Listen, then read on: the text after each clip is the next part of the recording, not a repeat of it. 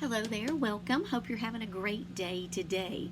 So, we are talking about Deuteronomy Chapter 2 today, and we are going to get started by talking about how today's chapter is another recap or review of some of the things that had happened in the past.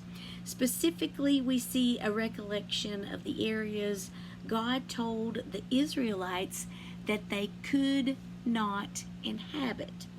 Moses also recounts where he asked King Sihon of Heshbon to allow the Israelites to pass through that land, or his land. And in verse 30 it says, "But King Sihon of Heshbon refused to allow us to pass through, because the Lord your God made Sihon stubborn and defiant, so he could help you defeat him as he has now done.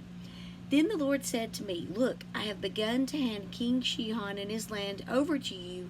Begin now to conquer and occupy his land."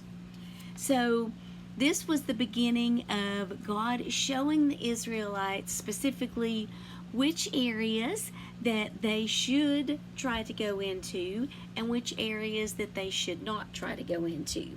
The footnote that I want to share with you today says God told Moses he would make the enemy nations terrified of Israel. By worldly standards, Israel's army was not intimidating, but the Israelites had God on their side. They no longer had to worry about their enemies because their enemies were worried about them. God goes before us in our own daily battles, preparing the way for us and overcoming barriers. We need to follow him wholeheartedly and be alert to his leading. And one of the things that really I noticed from that particular footnote was it talking about the Israelites' army, and that is even still true today.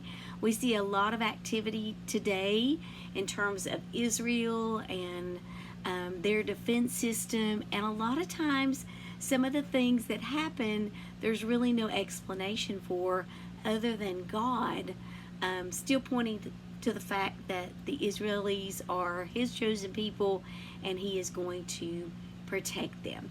If you haven't already subscribed to my channel, I would love it if you would do that, and any likes and shares would greatly be appreciated. Thank you for watching today. I'll see you back here again next time.